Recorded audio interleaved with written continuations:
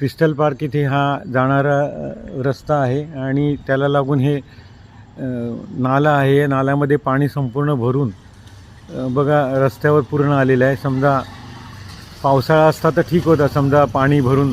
तर पाऊस सुरू व्हायला अजून 2-3 महिने असूनसुद्धा देखील उन्हाळ्यामध्ये ह्या रस्त्याची परिस्थिती आहे बघा. लोकांना, नागरिकांना इथून जाता येताना खूप त्रास होतो आणि सर्व घाणीचं पाणी जे आहे ते रस्त्याने हे बाहेर पडत आहे. निवडणुकीपूर्वी लोकांनी आश्वासन दिले होते की आम्ही सर्व हे गटाराचे नियोजन करू, पाण्याचं रस्त्यावर येणाऱ्याची काळजी घेऊ, परंतु अजूनपर्यंत त्याचा कुठली अंमलबजावणी झाली नाही आणि हे पाणी सर्व रस्त्याला घाणीचं येऊन लोकांनासुद्धा त्याचा खूप त्रास होतो. आणि इथल्या ग्रामस्थांनी मला फोन केला म्हणून मी हा व्हिडिओ बनवतो आहे.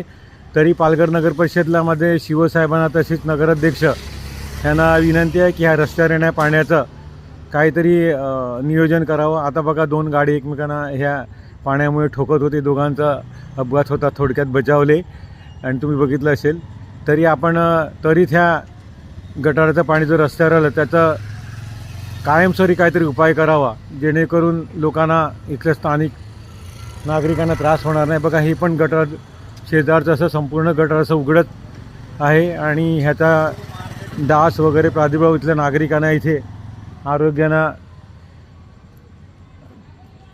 आरोग्याला त्रास होऊन त्यांना आजार लागू शकतात, इथे मच्छर वगैरे पैदास होऊन. त्वरित पालघरने याच्याकडे लक्ष द्यावं. मी नंदकुमार पाटील, माजी नगराध्यक्ष, पालघर नगर परिषद.